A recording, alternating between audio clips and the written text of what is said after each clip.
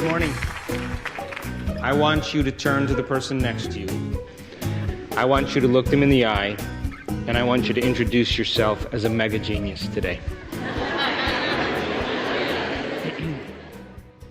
Today is about you.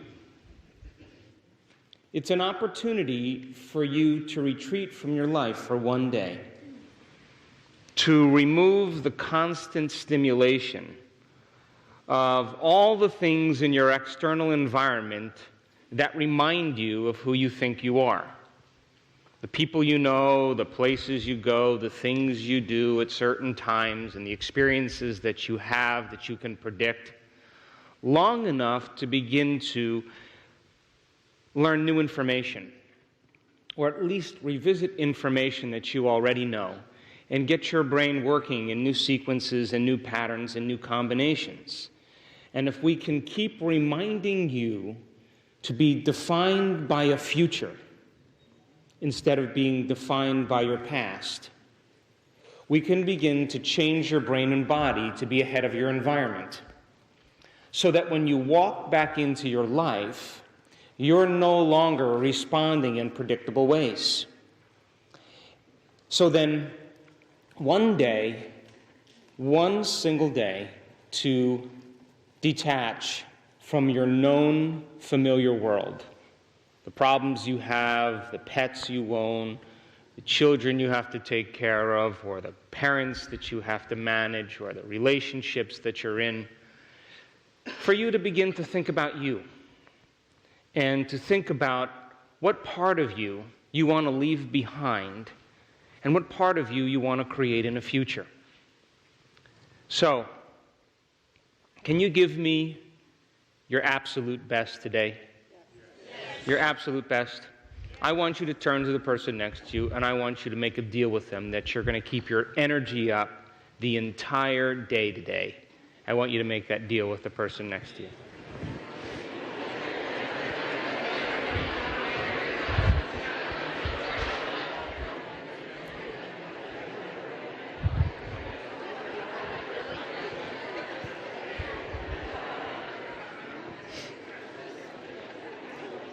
So last night when we were talking, we were saying that learning is making new synaptic connections. And every time you learn something new, there is a physical change that takes place in your brain. I'm going to show you pictures of that this morning. Which means then, if you begin to learn something new, new neurons begin to connect in new ways. So if learning is making new synaptic connections, then remembering is maintaining and sustaining those connections, which means you have to revisit that information, and you have to review it, and you have to fire and wire those connections so that they develop a long-term relationship. And as you begin to revisit that information, and your brain begins to create pictures, and you begin to describe that picture, you're creating a model of possibility. How many people are with me? And so the model that you create today has to be complete. There can't be any holes or any weaknesses in it, because if there is, you're going to just turn off and you're not going to accept possibility. So I want you to make a deal with the person next to you, that between the two of you today, you are going to build a very clear model.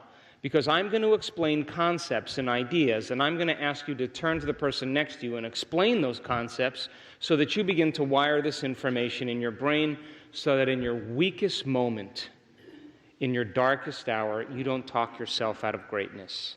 Make that deal with the person next to you. Now, we have this privilege of being a human being, is that we can make thought more real than anything else. And that our awareness is so mobile. You can begin to think about what you're going to do this evening, and what type of wine you're going to drink, and who you're going to go out with. And you could begin to contemplate and select the possibility that exists in the quantum field. And as you begin to select that future moment, you forget about the present moment. Or you can unfold the past bitter memory that's tattooed in the recesses of your gray matter, and like magic, you can bring it to life. And in that moment, it's real. And your body, as the unconscious mind, is living in that past, in that moment, and you miss the present moment. Now, the average human being loses their attention span 6 to 10 times per minute. So everybody has ADD. But paying attention is being present. And it is a skill, just like golf or tennis. The more you practice paying attention, this amazing thing happens. When you are truly present in the moment, you lose track of time and space. And it just seems like the whole day disappeared and went by because you were in the present moment. So then, if I'm explaining a concept and you were thinking about who's feeding your cat back home, or that conversation you had with your boss the other day, the things you should have said, and you slip out of the present moment, and you have no idea what I've said, you know, we think that's normal. We do that all the time, and we think that's normal. Or you have no idea what your partner is talking about because you're thinking about who did her hair. You know, I want you to make a deal with the person next to you that you say, hold on a second. I have no idea what he said. I have no idea what you said. Let's start over again. Can you make that deal with the person next to you? To change is to be greater than your environment, to be greater than your body, and to be greater than time. So then my question is, can you be greater than your environment today? Yes. Can you be greater than your body? Yes. Can you be greater than time? Yes. Because if you truly can, you will change. So then, the research shows that when you come to a concept or an idea, you know, and you're reading a book or you're watching a documentary or you're studying something and you come to a concept or an idea where there's a word that you don't understand or a concept that's complicated and you're not going back and understanding it, do you know that if you keep reading past that point, that your comprehension goes down incrementally? So that you've just read 5 pages, you have no idea what you read. Your awareness is in the freezer with the Haagen-Dazs. Your brain is processing the information, but your awareness is somewhere else. That's because you got to something that you didn't understand, and you continued on. So if you can stay present with this information, and you can work with your partner in building the most complete model possible, and you can begin to integrate this into the networks of neurons that you already have, every time we build this concept and build it a little bit more, you're going to begin to wire that information into your brain so that when we get to this afternoon and it comes time to apply all of this philosophical, theoretical, intellectual information for you to have an experience, you have more intention behind it. And the research shows that if you assign more meaning behind what you're doing, you get better results. They took a group of Latin American maids in Texas, and they watched them. They were cleaning hotels, and they watched these maids flip mattresses and drag, furniture across the room and scrub, floors and tubs and toilets and vacuum. And they watched them and observed them, and they found out that these maids were actually exceeding the Surgeon General's requirement for exercise. They were doing more exercise, but they were all obese. And so they divided the maids into 2 different categories, and they said to the one group of maids, hey, do you know that exercise is actually good for you, and you're actually exercising more than is required in the United States, and you're burning calories, which means you're burning more energy than you're eating. And the exercise helps you lose weight, lose fat. It makes your waist smaller. It's good for your heart. It's good for your self-esteem. And they gave him all of the benefits of exercise. Now, the other group, they let them continue doing what they were doing mindlessly. In 1 month's time, the maids that understood what they were doing lost weight. They had smaller waist sizes. They had less body fat. Their heart rate went down over 10 points, and they felt better about themselves. But they didn't change anything. All they did was they had intention behind what they were doing. How many people are with me? Yep. So then, if the more understanding you have about what you're doing, and the more you can build this model, when we get to the meditation this afternoon, there will be nothing left to conjecture. There'll be nothing left to dogma. I will leave nothing left for you to talk yourself out of it. And as I said last night, science is the contemporary language of mysticism. We will use a scientific model made simple. And once you accept the concept or the idea, when it comes time to change and we go through that meditation, you will know exactly what you're doing and why. How many people are with me? Now, I understand change. I work on change every single day with myself. I have had the privilege of being in front of audiences and watching transformation. And I understand that 95% of who we are is a set of unconscious automatic programs in which the body has become the mind. And I know when you get close to change, you get real close to it, that the body tries to unseat you. So if by chance today you turn enthusiastically to talk to your partner and you see a string of saliva running down their shirt, or you see them twitching, or you notice one eye is closing, or their head is starting to bob, I want you to make a deal with the person next to you that you will do whatever it takes to keep them awake. Make that deal with the person next to you.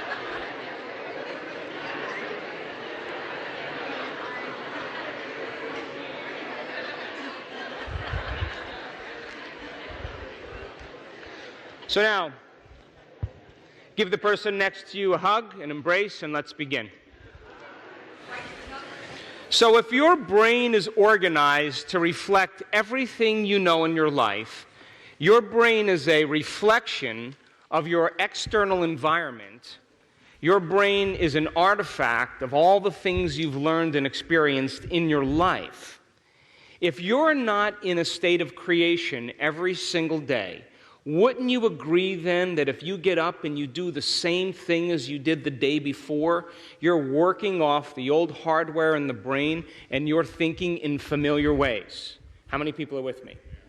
And if you are seeing the same people and going to the same place and doing the same thing at the same predictable time, all for the experience of some emotion that reaffirms your identity, and that emotion that you've become familiar with, that you call you, has everything to do with your past, and those emotions are driving how you think, then for the most part you're thinking in the past. Would you agree? Yes. And those same thoughts will always lead to the same choices. And those choices will be unconscious choices that will lead to unconscious behaviors. And those unconscious behaviors will create the same experiences, all for the payoff of the emotion that reaffirms the identity. And that familiar feeling then drives the same thoughts, and that's called the personality. So then we said last night that your biology, your neurocircuitry, your chemistry, your hormones, your genetic expression, your health is all equal to how you think, act, and feel. You with me? So then how you think, how you act, and how you feel is called your personality. And we said your personality creates your personal reality. So if 95% of who you are by the time you're 35 years old is a set of memorized behaviors, emotional reactions, beliefs, perceptions, and attitudes that function like a subconscious computer program below your conscious awareness, then for the most part, most people are unconscious all day long. Would you agree with me? Yes.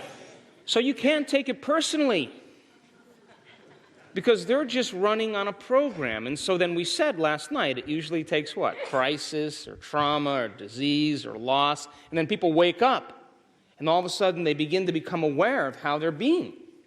And because they feel differently, they can look at themselves for the first time. And that concept in neuroscience is called metacognition. And because of the size of the frontal lobe, 40% of the brain, that's where your self-awareness exists. And it means then you could modify your state of being to do a better job in life. You can look at yourself, think about what you're thinking about. And one of the greatest moments in my life is when I realized just because I have a thought doesn't necessarily mean it's true. In other words, don't believe everything you think. And once I realized that I had the choice to either empower that thought or not, all of a sudden I was able to observe it. So you would have to agree with me then that if you're observing your thoughts, it means now you're no longer the program. You're the consciousness observing the program, and you begin to separate yourself from that automatic, unconscious state of being. How many people are with me? And wouldn't you agree then if you were changing a habit, whether you wanted to lose weight or stop smoking or stop eating chocolate, whatever people do, you're going to have to look at the things that cause you to return back to the same choice. And you're going to review in your mind, oh my gosh, I know that little devil's going to come up and say, go ahead, start tomorrow. Chocolate's good for you. It's all right. Everybody else is eating it, And you have to become selective about that thought's going to come up, and you have to overcome that thought. Would you agree? Because that thought's going to lead to the same choice, right? So you have to review in your mind who you no longer want to be. And then you're going to have to observe your behaviors. And as you begin to observe your behaviors, you're going to have to make a decision with such firm intention that the amplitude of that decision carries a level of energy that's greater than the hardwired programs in your brain and the emotional addiction or memory in your body. And your body responds to a new mind. It gets a rush of energy. And when it gets that rush of energy, you're giving it a sampling of the future.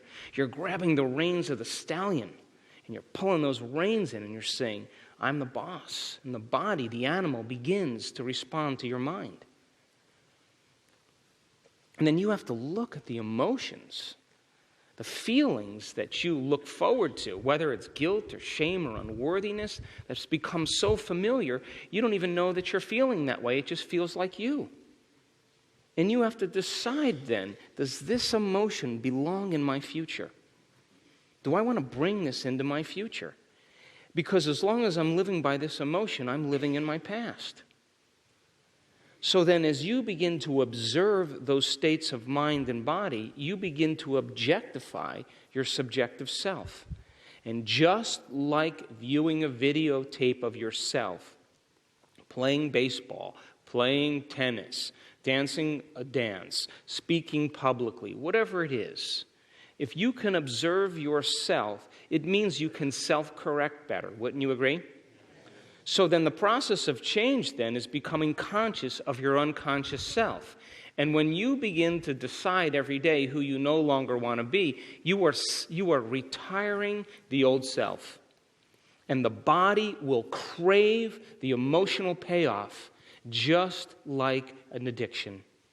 And you have to understand that that's the biological, neurological, chemical, hormonal, physiological, genetic death of the old self. And when you begin to understand that, you can work then in creating a new self. And you can begin to emotionally give your body a taste of the future ahead of the actual event. And as we said last night, the emotional signature is exactly what signals the gene. Because the body does not know the difference between the actual experience in your life that creates the emotion and the emotion that you're fabricating by thought alone. To the body, it's the same. So the materialist would say, I can't give thanks for my wealth because it hasn't happened. Well, that's because you believe that your personality somehow is being created by your personal reality. In other words, your environment is controlling how you think and feel. That's the Newtonian model of reality. But the quantum model of reality is how you think and feel begins to affect your external environment.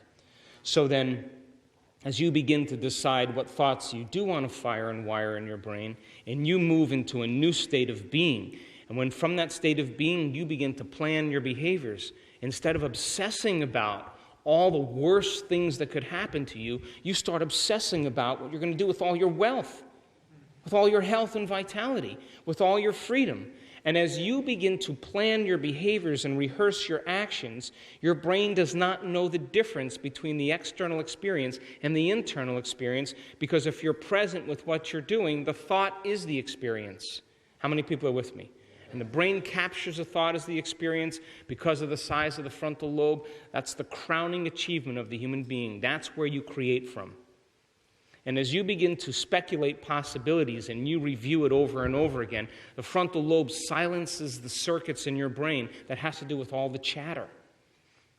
It's the symphony leader, and it cools off the voices and the chatter in your mind, and it begins to randomly select new networks of neurons based on what you've learned intellectually and what you experienced. And as the brain, the frontal lobe, begins to select different networks of neurons, it creates a picture, and that picture is called an intention. And that intention then is your compass to the future. And then when you can combine that clear intention with an elevated emotion, and men will say, well, I don't know how it's going to feel because I haven't experienced it yet. Really? Well, how would you feel if your wealth came? Happy? Gratitude, appreciating life, and love with life? Give your body a sampling of the future. Let it begin to taste the future. And if you do that, then your body is beginning to change to look like the experience has already happened. So now, if your brain and body show physical evidence that the experience has already happened, then your brain and body are no longer living in the past. Now, in fact, they are a map to the future. And to live by this law is to live by the quantum law. And the quantum law says your environment is an extension of your mind. And if you truly change your mind, there should be evidence in your life. Why else would we do this? How many people are with me? So I want you to turn to the person next to you, and I want you to have a robust conversation about that. Come on, get it going. How many people are still with me? Now, you already know this, because everybody in this audience has done something great. You've impressed yourself in some way, haven't you? People said, it's impossible, it's never going to work, and you had this vision of the future. And they couldn't see the vision that you were seeing. And you were inspired by the vision, which means your body was getting a taste of the future. You were already in that future, but they were in the past. And they were talking you out of it, well, what about this, and what about that, and what's going to do if this happens? And you're thinking that is incidental. That's minor because I'm already there. I'll deal with it when it happens. And you made a decision about that future, and your body became electric.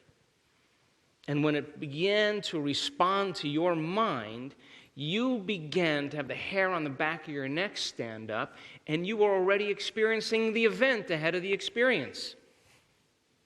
So all of the wealth and the relationships and all of the things that you want in your life is for the emotional payoff, isn't it? So why wait for the experience to have the emotion? That's what the Creator would say. A Creator's already experienced it enough times that their brain and body already know what it's going to be like. But here's the payoff, though. The payoff is that when it actually happens, it's greater than you could imagine, because your senses are now involved in the whole experience. And the quantum field, then, is the organizer of the event. It's not you that does it. It's a greater mind that begins to organize it in a way that you least expect. It has to come in a new and unusual way, because if it doesn't, then it's nothing new. Would you agree? So then, if you knew today that you were connected to a future, and you were passionate about it, and you were possessed by that possibility, and every day you kept imprinting into the field, and you were already experiencing that event, and you knew it was going to happen because your brain and body were unified in a state of coherence, tell me how you'd get up in the morning. Pretty excited, huh? You wouldn't be dragging your body around the house trying to wake it up, right? I call that the school trip phenomenon. You know the school trip phenomenon? Remember when you were a kid and, you were going on the school trip and you woke up before your parents and you were dressed You were ready to go. Your mother didn't have to go in and wake you up 4 or 5 times. You were dressed and ready to go. Why? Because something novel was going to happen. You were looking forward to something new. You were out of routine. What happened to us? That's because the body is already in the event. It's craving the unknown. You with me? So then, when you begin to see a possibility and you connect with that potential in the quantum field, and how many potentials are in the quantum field? A few? Oh, you would say infinite, yes? So with infinite possibilities that exist in the quantum field, there's infinite experiences, yes? Poke the person next to you, come on. So if there's infinite experiences, then there's infinite emotions. Would you agree? So it has nothing to do with guilt and shame and unworthiness, because the new experiences have everything to do with awe and wonder and magic and mystery. And so then if you're creating your future, because the best way to predict your future is to create it every day, not from the known but from the unknown, then your body should be waking you up in the morning like the school trip and saying, we got something to experience today. And it is that exact energy of expectation that welcomes the unknown, that welcomes the mystery, that welcomes the miraculous in your life. How many people are still with me? So then, people try to talk you out of it. Look, I mean, my kids, they're all raised with these concepts, and they do amazing things. And, they sit down with me and they say, look, I want to live in Vietnam, and, I'm going to do this, and that's my daughter's new thing. And I'm the person that taught her this stuff, and there's a part of me that's saying, really? You're going to do what? And I just sit there and I go, oh, okay. And have you worked this? Oh, yeah, this is how it's going to go. Now, I can't even get in her way any longer because I don't want to collapse possibility for her. I have to sit back and go, wow, all right. So let's talk about how we're going to get there. But people will talk you out of possibility because they're not seeing the vision or the intention that you're seeing. Would you agree? Don't you think Martin Luther King was talked out of possibility? Nelson Mandela was talked out of possibility. Abraham Lincoln was talked out of possibility. William Wallace, Joan of Arc, everybody's trying to talk them out of possibility because all of those people were defining reality with their senses. They were beyond their senses. They were in the future. The Wright brothers were in the future. They were already there. And so when people can't align with that vision, you know what you do? If you're truly committed to that end, all of a sudden, you are being greater than your environment. You are saying, no person, no thing, no experience, anything in my world is going to talk me out of this possibility. And your body, who's craving the same emotions and the same habituations, you are greater than your body in that moment. And you are saying, I am no longer living in my predictable linear time where my past is my future and my future is my past, and it's all predictable and safe and everything's comfortable. You are outside the box of that, and you're selecting another possibility that's outside of linear time. And you are revisiting that possibility, and you're experiencing that future in the present moment. And every single day you do that, you are imprinting into the field of possibility. So then, think of a time in your life, geniuses, where you did something great. Just for a moment, because you already know how to do this. Tell me, what were some of the qualities and characteristics of you when you did something great? You had a vision, yeah? And would you agree that you revisited that vision every day? You kept it alive in your mind, yes? What else? You were passionate, so you were inspired every day. So if your intention is your compass, then the elevated emotion is the wind in the sail.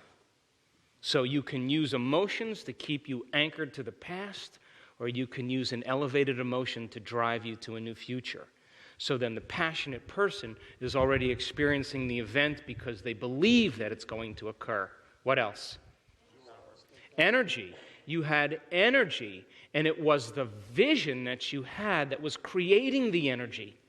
And your body began to respond in that future event. Would you agree? So you were vitalized by a thought. That was it. You were vitalized by a thought. What else? You had power. You were empowered by it. What else? So you have a sense of gratitude and peace because you already feel like it's going to happen. You with me? And you got into a state of being that was greater than the conditions in your environment. Would you agree? And your body relaxed into the present moment. How about this? You got your behaviors to match your intentions. You got your actions equal to your thoughts. And this is where I part from the New Age community. I have difficulty with the idea that, you're creating your wealth and you're sitting on the couch with your potato chips and you're waiting for someone to knock at the door with the big sign, you just won the sweepstakes. Listen, once you create and you move into a state of being, if you're not making choices equal to that state of being, then you doubt in your creation. Come on, are you with me? But when you are in that future and you are making choices, you are stepping into the unknown, and you're more alive in that moment than you've ever been, and you want to create because you know that if you stop, you're going to lose the magic. How many people are with me? So then you have a vision. You're revisiting that vision every day. You're coming out of your resting state with a level of inspiration and energy.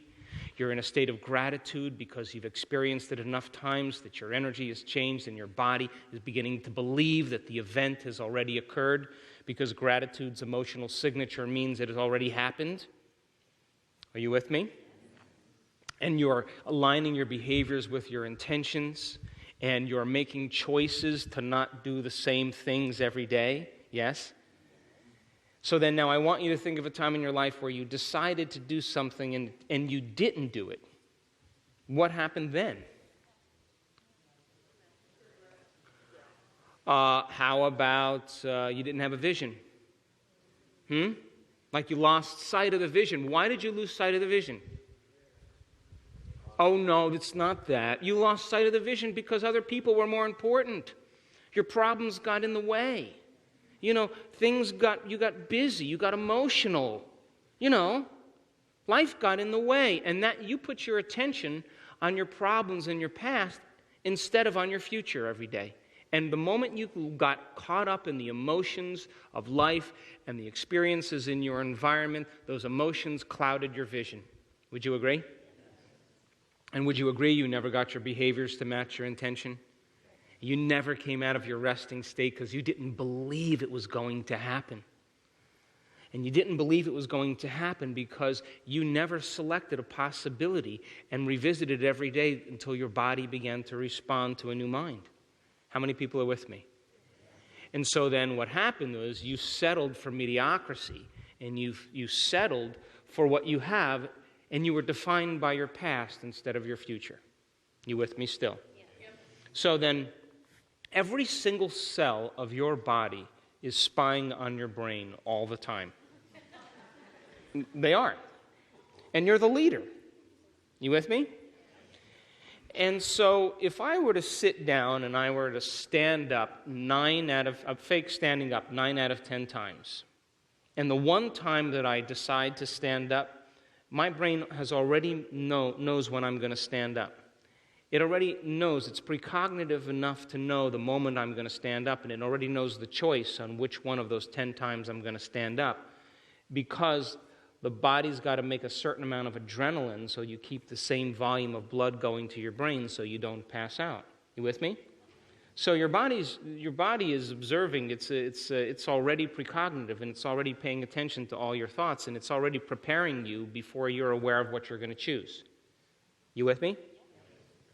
So then, if you're sitting on the couch with the remote control, and you have your computer over there, and your smartphone over here, and your popcorn over here, and you're channel surfing, and you're checking your Facebook, and you're checking your texts, and you got all this going on, and you say, I think I'm going to change tomorrow. Now, what is your body, the precognitive body, observing? What is it knowing in that moment? What is it observing? Relax. He's lying to himself again. Nothing's going to happen. You know what I'm talking about, yes? But you remember that moment where you made a decision and the hair on the back of your neck stood up and you said, I don't care what's going on in my life or what people think, environment. I don't care how I feel, body. And I don't care how long it takes, time. I'm going to do this. And all of a sudden, you felt lifted in that moment. That decision in that moment rewrote the program. Literally in that moment, and your body responded to a new mind. And if every day you could revisit that level of energy, you are broadcasting a new signature into the quantum field. Because last night we said thoughts are the electrical charge in the quantum field, and feelings are the magnetic charge. And how you think and how you feel broadcasts an electromagnetic signature that influences every single atom in your life.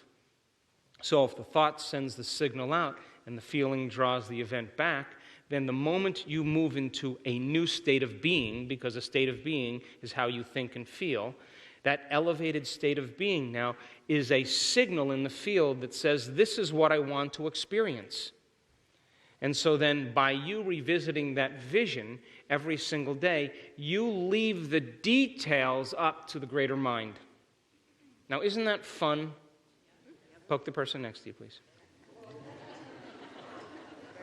Look, this was the hardest part for me. I mean, I was raised by Italian parents. My father was an immigrant, and I was raised as a doer.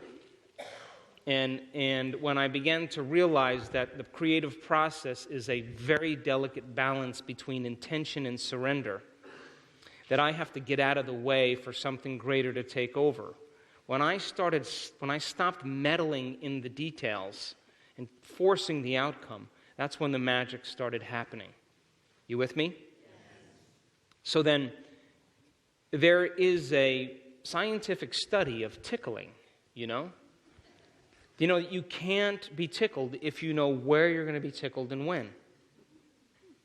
So allow the quantum field to tickle you.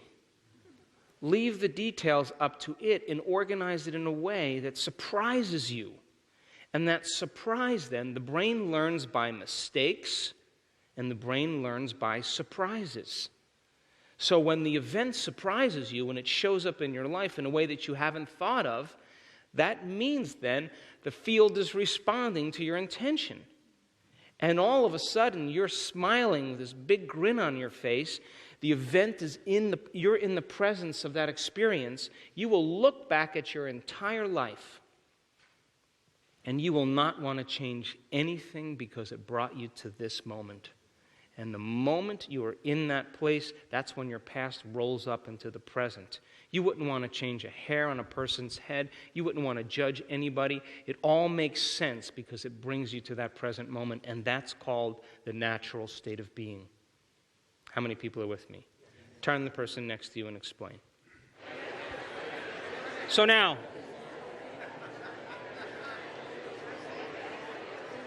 how many people here understand now when I say, does your environment control your thinking or does your thinking control your environment? How many people understand that? Yep. So then another way to say that is, is your personal reality creating your personality? Or is your personality creating your personal reality? Yes. You understand the difference, yes? Yes. So then if you walk into your life, right? And your life is made up, your external environment is made up of what? People, pets, things, the place you sleep, the place you work, the car you drive, the computer you use, the cell phone that you're addicted to,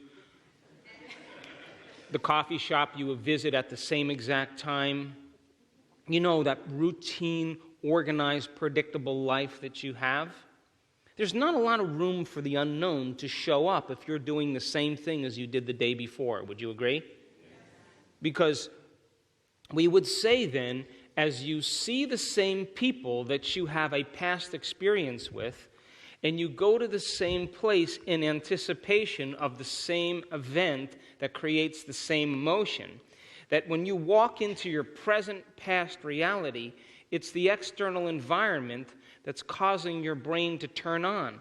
As you see the same people and you do the same things at the exact same time, it's the external environment that's activating different circuits in your brain to cause you to think equal to everything that you know. You know, you have a few thoughts about your coworker, you have a few thoughts about the lady at the coffee shop. You know, your external environment is causing you to think equal to it.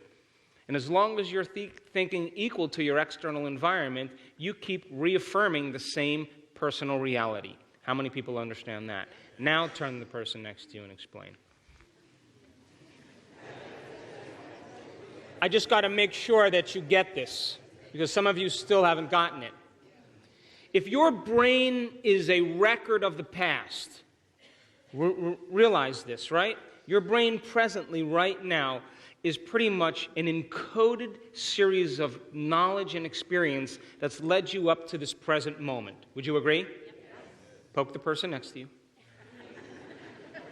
So then, if it's a record of the past, and you're responding and reacting to your environment the same way, and the people and conditions and the places are automatically, through your senses, turning on the same circuits to produce the same level of mind every day, then it's your external environment that's reminding you of who you think you are. How many people understand that? And if it's hardwired in there, you're doing it unconsciously. And it's those thoughts that are creating the same life. And so you're thinking the same way, you're acting the same way, and you're feeling the same way, and you're wondering why God hasn't answered your prayers. So then, if your brain is a record of the past and the hardware in there is a software program, it's become a software program, then the moment you turn the program on, you're thinking in the past. How many people are with me? And because you're turning on the same circuits that are connected to your past, you're not thinking in any new ways to be able to overcome the conditions in your environment. How many people are with me? Yep. So then, we get frustrated, we get impatient, we start trying to force outcomes, we get competitive, we get greedy because we don't know how to get outside of that box. Because the brain is firing in the same sequences, the same patterns, and the same combinations every day. And it begins to hardwire into a very finite signature. And that finite signature is called your identity. That's the box of the brain.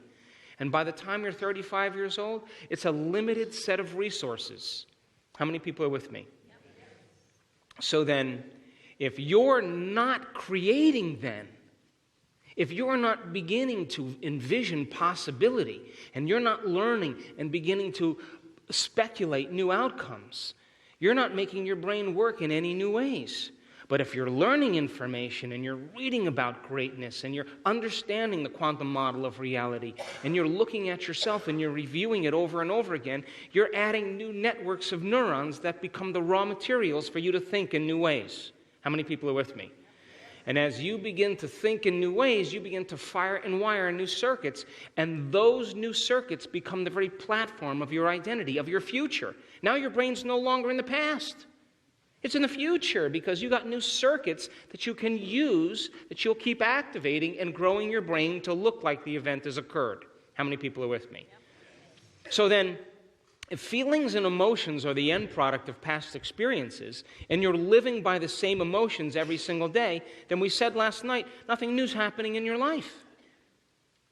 And if your emotions are driving the same thoughts, and then those thoughts drive the same emotions, and those emotions drive the same thoughts, and emotions are the record of the past, and you're thinking equal to how you feel, and feelings have become the means of thinking, then you're thinking in the past. How many people are with me? And nothing new should happen. Would you agree? And if you keep that cycle of thinking and feeling and thinking going on, I don't know, I'll be conservative, 33 and a third years. And it becomes so familiar to you that you don't even know, like if you didn't feel guilt, you wouldn't know how to feel. Because it just feels right, it feels familiar. And the body begins to become the mind of guilt. It becomes a subconscious computer program. And once the body has memorized guilt better than the conscious mind now, the body is running the mind. And if that's 95% of who you are, then to change is to be greater than your body. Because the body has been conditioned chemically to be the mind of guilt or the mind of shame or the mind of lack or the mind of unworthiness because it has enough experiences. How many people are with me? So then the moment you start denying the body its chemical addictions, you're not complaining, you're not blaming, you're not making excuses, you're not feeling sorry for yourself, you're not talking about anybody else, you stop that. The body's going, whoa, just a little bit. Come on. I got a lot of receptor sites for this suffering thing, man. Come on. The body's sending signals back to the brain. Come on, do it, right? And that's the body-mind. How many people understand? And so then, now you're in the river of change.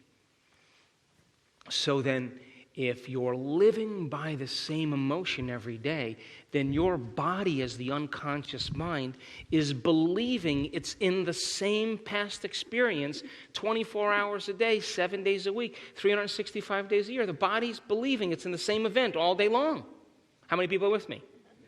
And because there's no new experiences that create any new emotions that are new chemical signatures from the environment, you're not signaling any new genes in any new ways, and now you're headed for your genetic destiny. How many people are still with me? Some lights are going on. So now, if you're living by the same emotions every single day and your body is believing it's in the same past experience and you condition your body to be the mind of that emotion, then your body literally is stuck in the past. And you can't create a new future holding on to the emotions of the past. How many people understand? So then now, this is all theoretical, it's all philosophical, and we can sit around and go, yeah, that's great. But some of you will leave this event and do nothing. And some of you will step into that river of change and you'll watch your body. You know, I have 20 horses and 7 stallions. And I understand that the body is the animal. And I don't ride my horses at all in the winter in the Pacific Northwest. It's rainy. I don't want to ride horses then. It's cold. But in the summer, you know, I come home, I take the month of August on, I see my stallion, I jump on him, and what do you think he's going to say the moment I jump on him?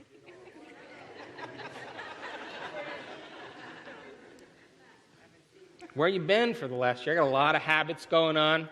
I'm doing my own thing here.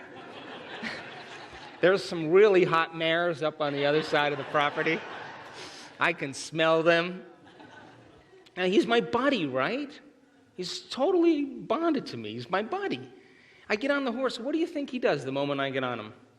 He runs me into the wall of the arena. Tries to run me into the wall. This is my buddy. So when I'm on that horse and I notice his ear just turn a little bit and his eye head in that direction, I grab those reins and I pull him in. And I make him stand there. And I wait. And all of a sudden, he lets this big snort out. And I know I got him. And then we take another step, and he starts in a little bit, and I stop him again. And I recondition him to my mind. And I do this over and over again. And sooner or later, he surrenders. And the moment he surrenders, the horse and the rider are one. The mind and the body are working together. So don't you know when you step into that river of change, your body is going to be like that unbridled stallion. It's going to get impatient. It's going to get frustrated. It's going to doubt. Why, though? Did someone do that to you? Or did you just mismanage your emotional body? It's you that did that. Would you agree? Now, you may tell me it's your ex-husband or it's your boss or whatever. No.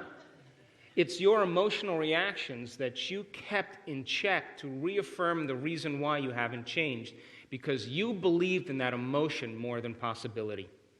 You with me? Yes. So then when that animal starts to buck and kick, And it starts to get impatient and frustrated. And every time you notice it doing that, you settle it back down into the present moment. You're doing exactly what I do with my stallion. You're reconditioning the body to a new mind. And the more you do it, the more it trusts you. And so when you're sick, or you're diseased, or you're out of balance, you can sit down with that body and it'll work with you instead of against you. How many people understand? Now, I am not telling you this as some inspirational speech.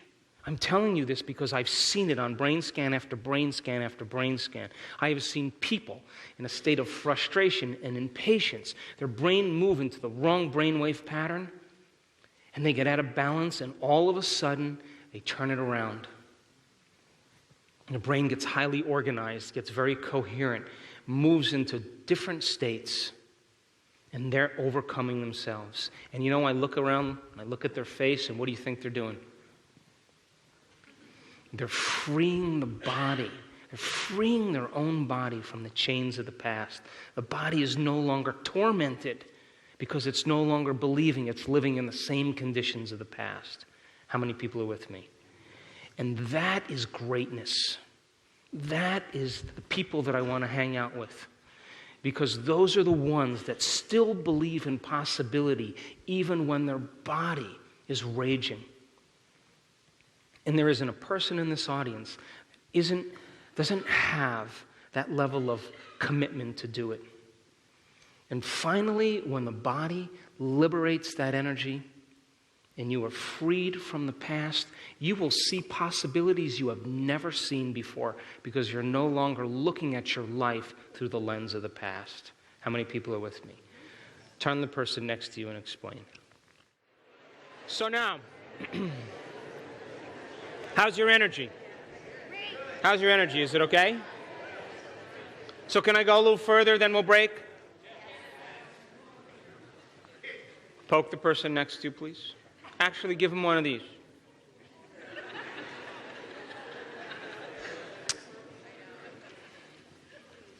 So then, one of the things that I learned over the last 10 years about myself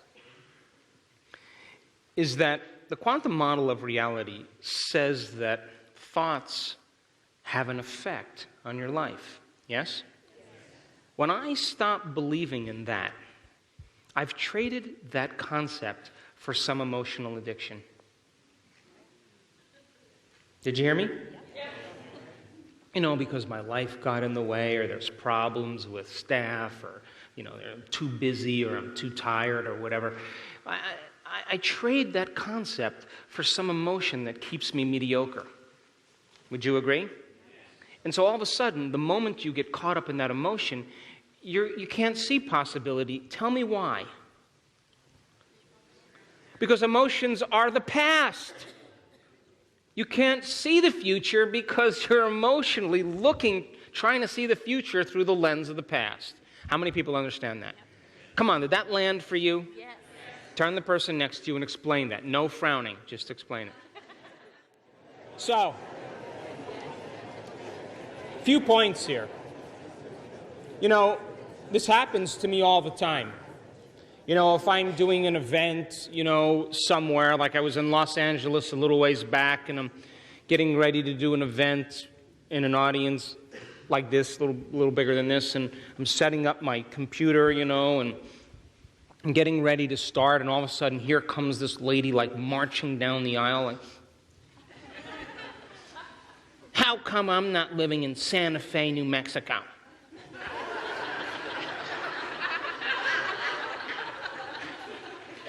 And I say, because the personality who's living in Santa Fe, New Mexico looks nothing like that. True? True?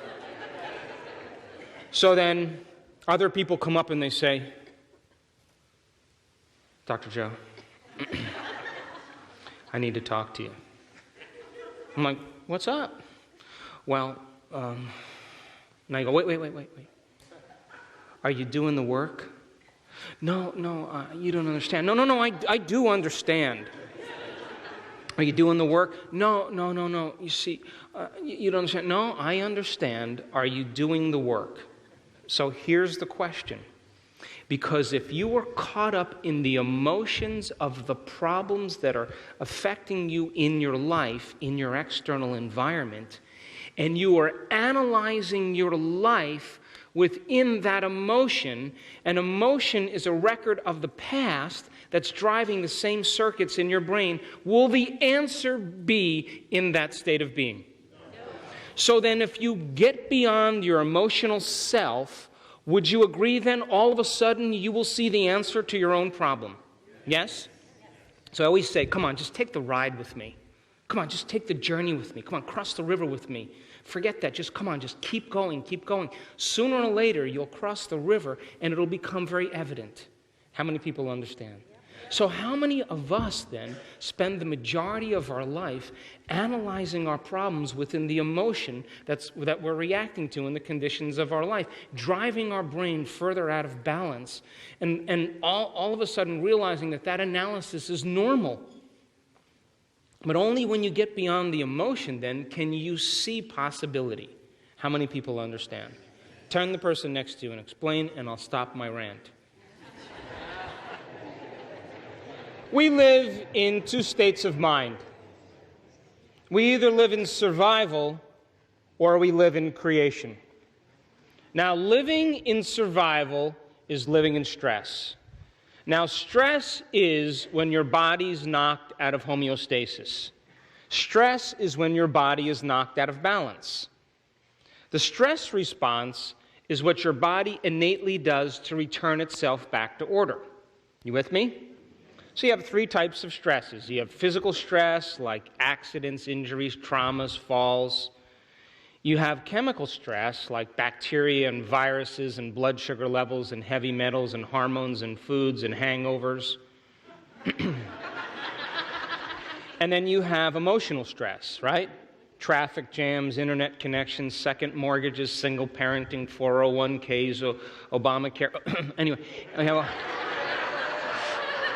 have all these things, right?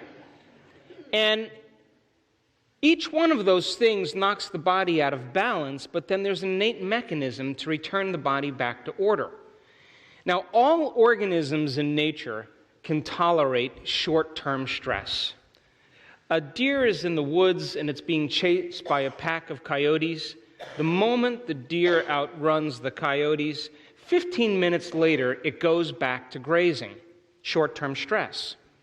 Now, when the deer perceives a threat in its external environment, it has to mobilize enormous amounts of energy to begin to adapt to the conditions in its external world. So as the deer begins to mobilize all this energy, it's releasing all these chemicals through the adrenal hormones, and it's turning on a primitive nervous system called the fight or flight nervous system, or what's also called the sympathetic nervous system. You with me? So then, moment that all this energy is turned on, there's a rush of energy, and the body now is able to deal with the conditions in the environment by either fighting or running. You get the idea, yes? And so then all organisms have this built-in mechanism so that they can survive in the conditions in their external environment. Now, human beings are a little unique. And the reason we're unique is because we can begin to think about our problems. We could begin to forecast some worst-case scenario. We could bring up some memory from the past, and we can turn on the stress response just by thought alone. And when you turn on the stress response and you can't turn it off, now you're headed for disease. Because no organism in nature can tolerate the effects of living in emergency mode for extended periods of time. How many people are with me? So then, if you're mobilizing all of this energy for some threat in your external environment, you only have a certain amount of energy to go around. There's no energy for your internal environment, no energy for growth and repair, no energy for long-term building projects, and the internal environment of the body begins to break down. How many people are with me? Now, think about this. It's a scientific fact that the long-term effects of the hormones of stress dysregulate and downregulate genes to create disease. You with me? And that human beings can turn on the stress response just by thought alone. i.e., your thoughts can make you sick. You with me? Now that's the ultimate mind-body connection. So the question is, if your thoughts can make you sick, is it possible that your thoughts can make you well? Turn to the person next to you and explain. So remember, last night, geniuses, last night I said that when you react to something or someone in your life, you have a stressful event that takes place in your life. You know, the car in front of you cuts you off because there's a madman driver, and you move out of the way, you turn on the fight or flight nervous system. Why? Because you got to protect your body, right? And it has to wake up for a few moments. So there's a refractory period of chemicals that are created from your emotional reaction to something in your external environment. And if you don't know how to manage your emotional reactions, and you keep that emotional reaction, the chemicals lingering for extended periods of time, for hours at a time, or days, that's called a mood, remember? One long emotional reaction. If you keep that same emotional reaction from one event going for weeks or months, that's called a temperament. Now you have a temperament. You have a reason to be angry because of this event that happened 6 months ago. You're memorizing your emotional reaction. And if you keep it going on for years on end, that's called a personality trait. And people wear their emotions layer by layer to define who they think they are based on their past. How many people are with me? Now, when those refractory period of chemicals are running from the hormones of stress because you're living in survival mode, there will always be a gap between the way things appear and the way things really are. And if you act during that refractory period, it alters your perception. Those chemicals alter your perception. If you act during that refractory period, you will always say the same thing. I should have never said that. I should have never done that. Oh my God, I should have never thought that. I should have never sent that email. Why? Because those chemicals cause you to act like an amped-up animal with a big memory bank that is living in fear, living in aggression, trying to react to the conditions in its environment. How many people are still with me? Now, the adrenal hormones, the adrenaline that's created from your reaction to something real or imagined, gives the body and brain a rush of energy. And that rush of energy becomes like a narcotic, like a triple cappuccino. And we begin to become addicted to those chemicals that wake the brain and body up so that we can feel alive.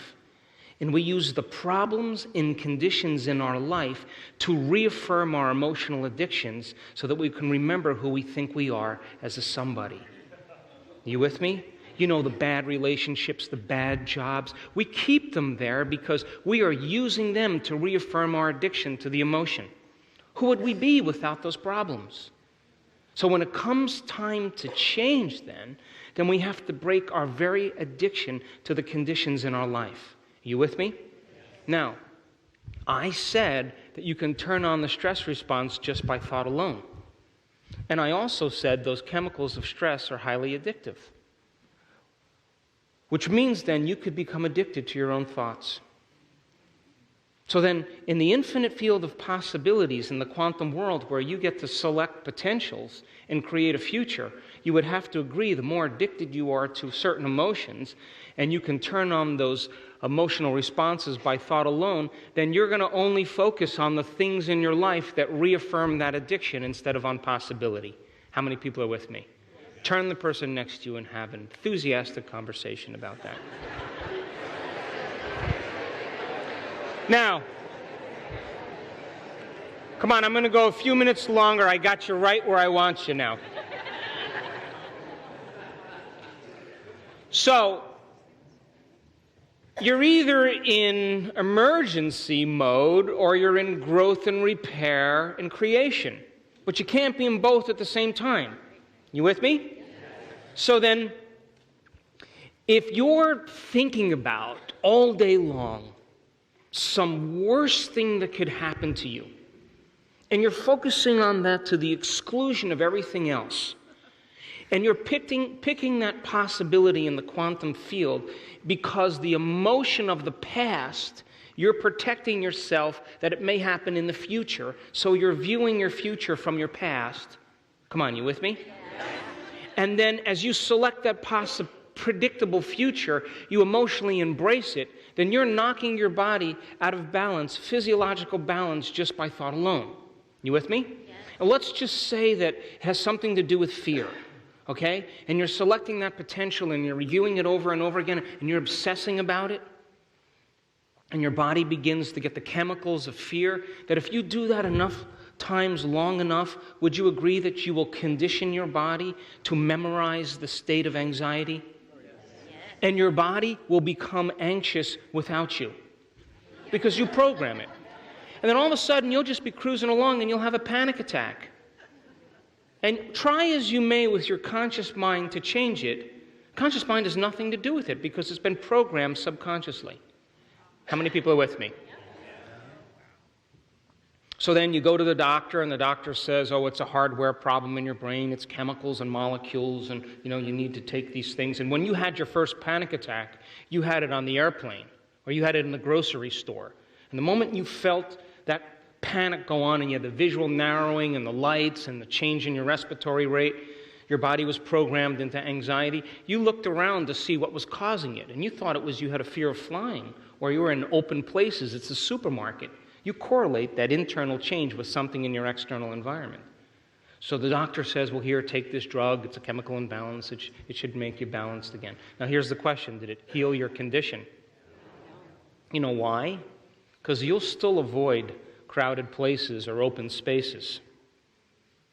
So then you go and you see the therapist and she says, oh, no, it's a software problem. Your father was overbearing, and he was a perfectionist, and now you're a perfectionist, Now, even though you have the insight, does it change your behavior? Does it change your anxiety?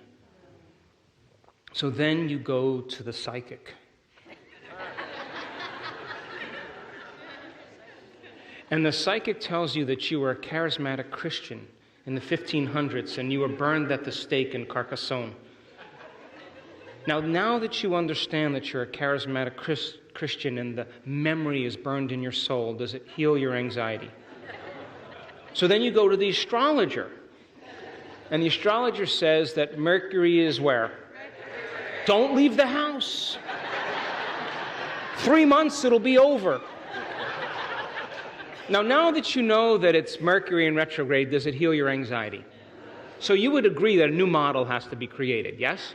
So then if you keep revisiting a past memory and you keep focusing on it to the exclusion of everything else, over and over again, and you create the emotions of depression and hopelessness and powerlessness and sadness, would you agree that if you keep doing that, you're enslaving your body into that past and you're conditioning it to be depressed? Come on, you with me? And then you say to your body, hey, let's get up and go somewhere. What do you think your body's going to say? I'm the mind now, and you conditioned me to be this way, and we're not going anywhere. And if you look at a functional brain scan of a person who has anxiety, it looks exactly like a person who has depression. Anxiety is worried about the future. Depression is living in the past. It's the same thing. And most people who have anxiety have depression because they're trying to predict their future based on their past. They're never in the present moment. You with me? Now, don't get depressed. I'm going to get you out of this. But isn't it good to look at this in this way? So, if you keep turning on the stress response and knocking your body out of balance, that imbalance becomes the new balance, and now you're headed for disease. You with me? So then think about this. If you're turning on that fight or flight nervous system and going into emergency mode and knocking your body out of balance because of some threat, real or imagined, would you agree if you keep putting out that energy, there's no energy in your internal environment? So then cortisol and the hormones of stress punch holes in the immune system. And most adult onset conditions are created by the hormones of stress. So then rheumatoid arthritis, MS, cancer, allergies, food sensitivities, chronic pain, that's all immune-mediated conditions.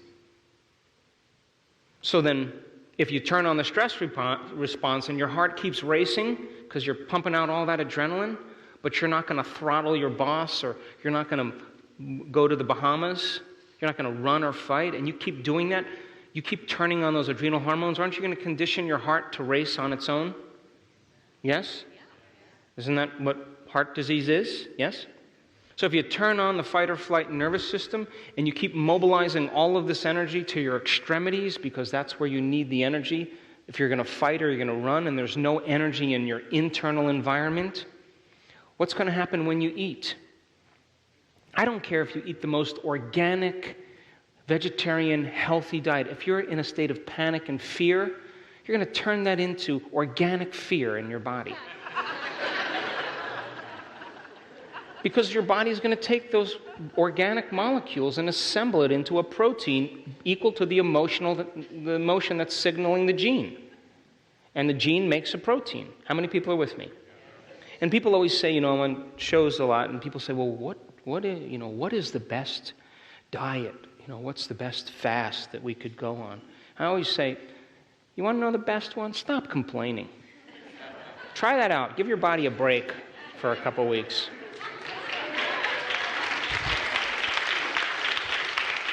So now, if you keep turning on that fight or flight nervous system and all the blood is going to your extremities and away from your internal organs, is there any energy to metabolize any food?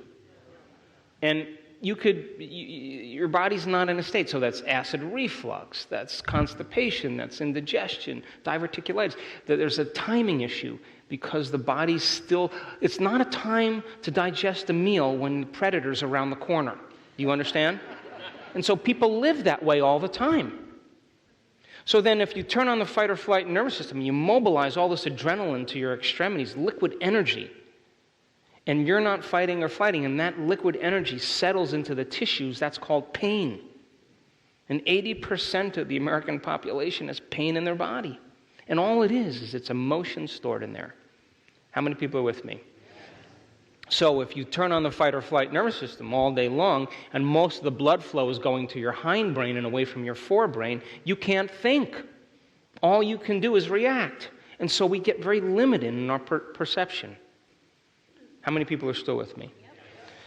So if you turn on the fight or flight nervous system over and over again, and the body's in a state of emergency, you think it's time to grow a baby? Is it a time for a long-term building project? The innate intelligence of the body knows it's not a time to grow a baby. So infertility, we deal with a lot of that in our clinic. The first thing we do is we get these type A women and we get them to relax. And all of a sudden they get pregnant because their body is no longer living in that mode. You understand, yes? So 95%, 9 out of 10 people that walk into a healthcare facility in the Western world walk in because of a stress-related disorder. 5% of people are born with true genetic disorders, like Tay-Sachs disease or sickle cell anemia, or any of those conditions, type 1 diabetes. The rest is based on lifestyle. And isn't it funny that all the stresses in your life end up as emotional stress? Isn't that what happens? You break your leg, it's a physical stress. Then you have to take drugs to make the pain go away, that's a chemical stress. You can't go to work, which means you're going to affect your finances. Now you have an emotional stress. You with me? It always ends up as an emotional stress. Now, the emotions that are created from the hormones of stress have everything to do with anger, frustration, hostility, aggression, hatred, judgment, fear, anxiety, insecurity, unworthiness, sadness, pain, suffering, guilt, depression. All of those emotions are derived by the hormones of stress. And psychology calls that normal states of consciousness. Those are altered states of consciousness. And when you and I are living by the hormones of stress, those chemicals cause us to become very selfish, self-involved, self-centered, self-indulgent, self-aggrandizing, self-important, self-pity. It's all about the self. And those chemicals endorse the ego to reaffirm its attention on the body, the environment, and time. In other words, geniuses, when the deer is being chased by the coyote, she's only concerned about three things. The chemicals cause her to put more of her awareness on her body. I got to take care of this body. The chemicals also cause her awareness to be on the environment. Where am I going to go? Which is the best route? And it causes her to become super aware about time. How much time do I have to get there? The body, the environment, and time.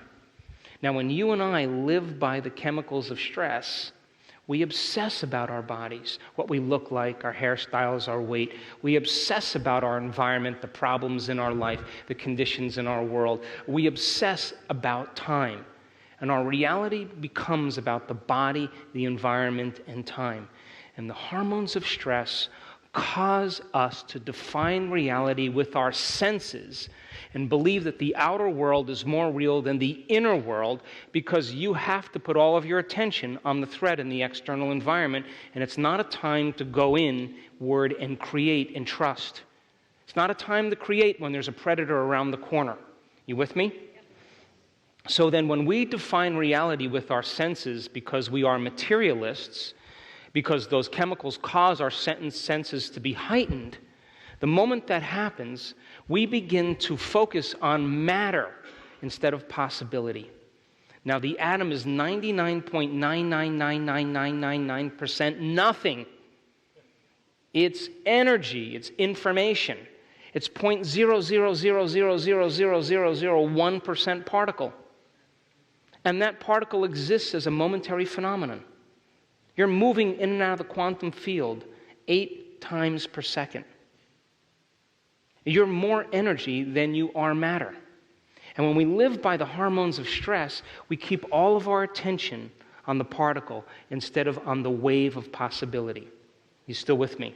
And the hormones of stress cause us to feel separate from possibility.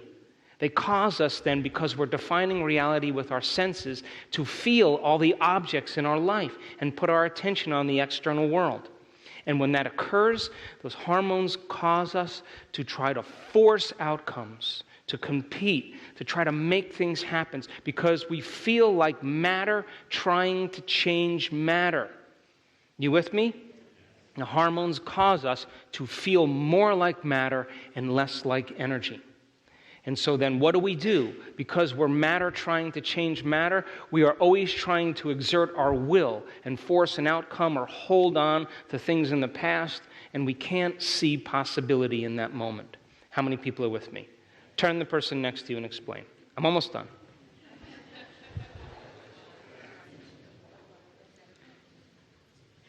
When you're living in emergency mode, you have to keep all of your attention on the external environment. Would you agree? Because you have to take care of your body. It's a threat. You're in survival. You have to be aware of the conditions in your environment. You got to take care of your body, and you have a limited amount of time to do that. So then you begin to define yourself as a body in the environment in time, and you feel separate from possibility because you're more particle than wave. You're more matter than energy. And the hormones of stress cause us to become more dense. And so when we're more matter and we're trying to change matter, we only have a limited amount of choices to do that. So we use our ego and our personality to try to get what we want in life, and we compete and we force and we try to make things happen. Or we hold on or we manipulate to try to get what we want.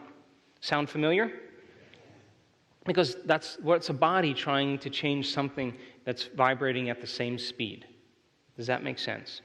Now, did you ever notice when you're totally in a state of creation that you are so involved with what you're doing that you forget about yourself? You ever notice that? You're so present in the moment So present with what you're doing that you lose track of time and space. You become nobody. You become no one. You become no thing. You become nowhere, no place, no time. You become pure consciousness in that moment. Did you ever notice that?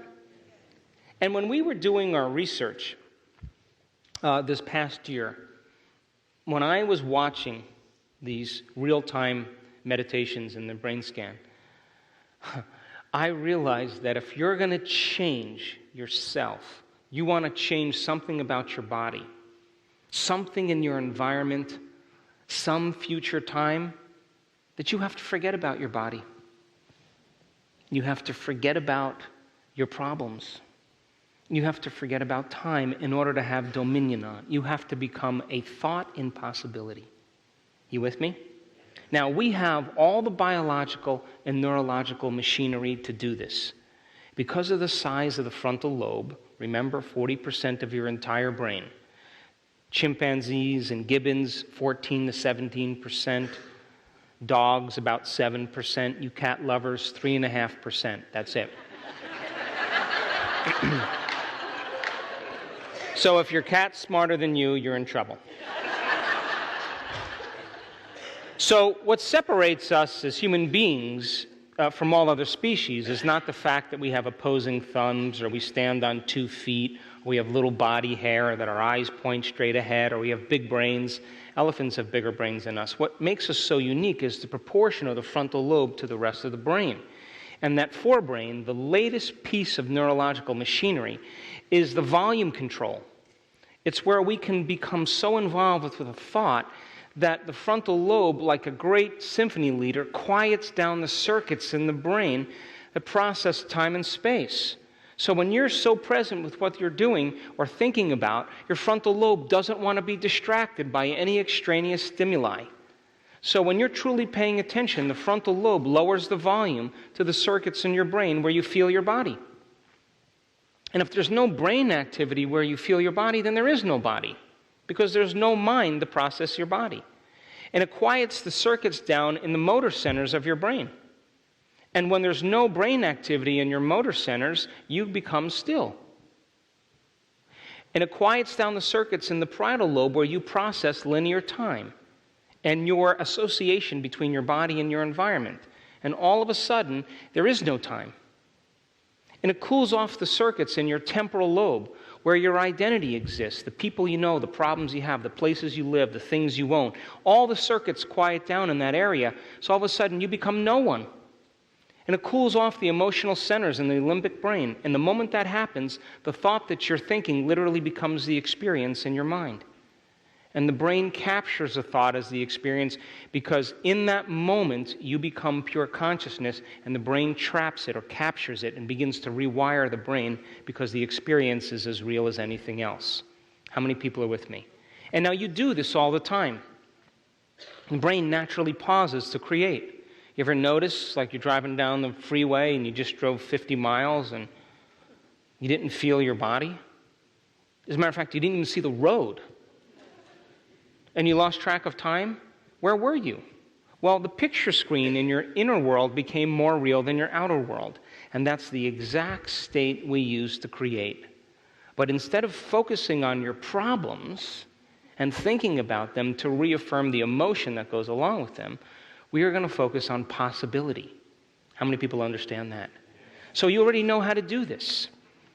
So then, when you're living in that state of creation, and you become nobody, no one, no thing, nowhere, and no time, you're no longer a male, you're no longer a female, you're no longer a nurse, you're no longer an attorney, you're no longer a mother, you're no longer a person with a disease, you're no longer your past, you're no longer, your face, your wardrobe, your car you drive, the house you live in. You're none of that. You're pure consciousness.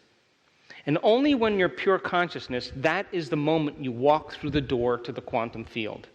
You cannot walk through the door to the quantum field as a somebody. You got to walk through as a nobody. You got to go from ego-centered to egoless. And when we did our research and I was observing and observing and observing, the moment I saw people become pure consciousness is the moment they had dominion over their brain. They could change their body.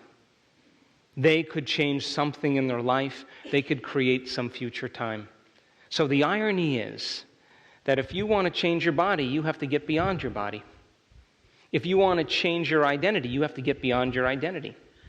If you want to change some problem in your life, you have to get beyond the thought equal to that environment. If you want to change and create some future time, you have to get beyond time. If you want to create something out of nowhere, you have to get to nowhere. How many people are with me? Now, when you are no longer thinking and feeling and feeling and thinking in the same cycle, and you're no longer endorsing these hormones of stress, and you become pure consciousness, the energy that exists in these lower centers moves because it's no longer being reinforced. And guess where it goes? Right to your heart. And you begin to fall in love with your creation. And you want the moment to last. You don't want it to end because you are so present in the moment that the body literally is believing that the experience is happening. And if the thought becomes the experience, the end product of the experience is an emotion. And you begin to feel like the event is occurring, and now you're thinking and feeling differently, and now you're, instead of being in the past, you're in the future, and all of a sudden you're taking your attention off the particle, feeling separate from possibility, and now you're putting your attention on the wave of possibility, and you feel connected to something greater, and all of a sudden you trust in the outcome. You have no idea how it's going to happen or when it's going to happen, but you don't need to, because it's already happened to you. How many people are with me? And nobody can talk you out of that. And I call that the natural state of being. Because when you are trusting in the outcome, you have to lay down the very thing you used your whole life to get what you want for something greater to occur. Now that is when you are bridging on divinity. So then, if you live in a state of creation every single day, driven by the hormones of stress, and you're addicted to those emotions, then you will be matter trying to change matter, and you'll have limited resources to do that, because the brain and body are in the past. Would you agree? But if every day you put your body away for a period of time, you're no longer being defined by your body. You close your eyes and limit the amount of sensory information coming into your brain. You play soft music in the background or put earplugs in. You are eliminating your external environment, and you are getting beyond time every single day. The thing that I learned it this year. The key is to get beyond ourselves. You are the best when you're beyond yourself.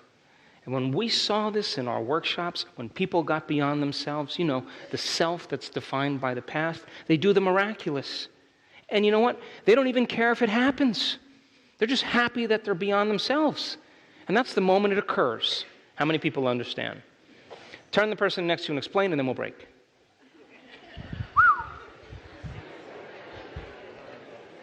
Would you agree with me? Would you agree with me that if you get up from your meditation as the same person who sat down, nothing happened?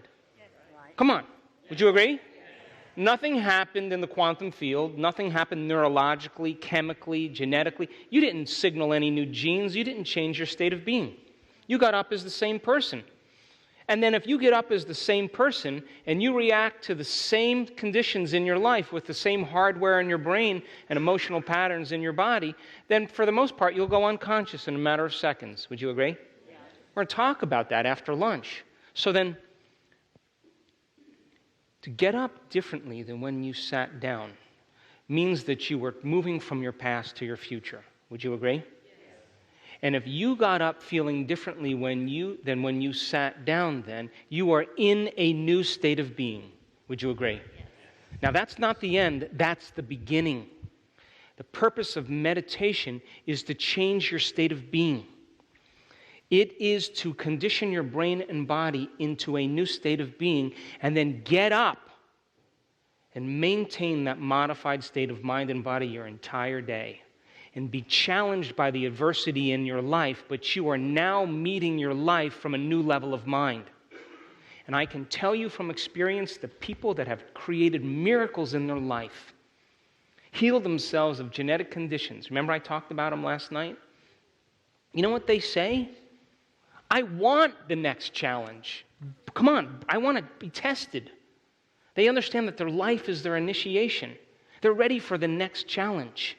They're not shrinking from reality. They're not protecting themselves from the worst case scenario and being prepared in case it happens because they're trying to predict their future based on their past. They're outside of that. The door is open to possibility. How many people are with me? Now, wouldn't that be a fun way to live? So then you would agree with me then, the emotions of fear, emotions of hostility and anger, the emotions of sadness and shame and guilt are experiences that you've already had. Yes? And so then, if you're reacting to your life in the same way, and your life is bombarding you, your environment is washing you, then for the most part, then, those emotions then will keep driving the same thoughts and behaviors in the same way. You agree with that too, yes? Yes. Come on. Yes. So then if you're creating, though, then you're installing new circuits in your brain, and you are emotionally conditioning your body to a new mind, and you're getting up, maintaining that modified state of mind and body your entire day, which means you're broadcasting a whole new electromagnetic signature. And people come up to you and they say, did you shave your mustache? No, I never had a mustache. Really? Really? Did you lose any weight? No. No, really? Wow. Did you get a little work done? No. Man, you look differently because you've changed your energy. So then when you walk into your life with an elevated level of energy, now your environment is no longer bringing you down to matter. You're lifting everything up in your environment to energy. How many people are with me? And in our clinic in the United States, when I walk into my clinic, which is rare, but when I go in there, I always tell the girls the same thing. I say, our energy has to be higher than the highest patient that walks through this door because everybody gets well today. And we are going to lift matter to a new mind.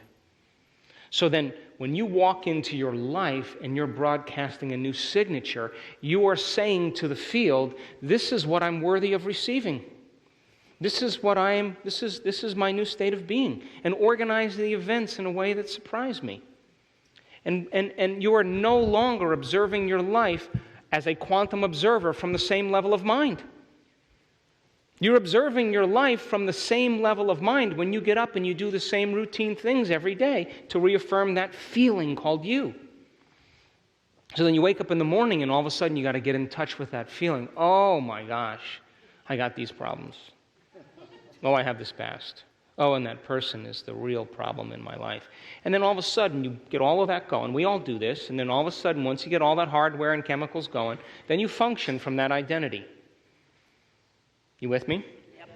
So then, if the emotion is the payoff from all the things you want in your life, then it should be a good indicator of how to create. Would you agree? Now, people say to me, well, I want wealth. And I say, really? Why do you want wealth? And they say, because I really want to be free. Oh, so you want freedom. So then, if you're creating wealth, you can't get up from your meditation until you feel free.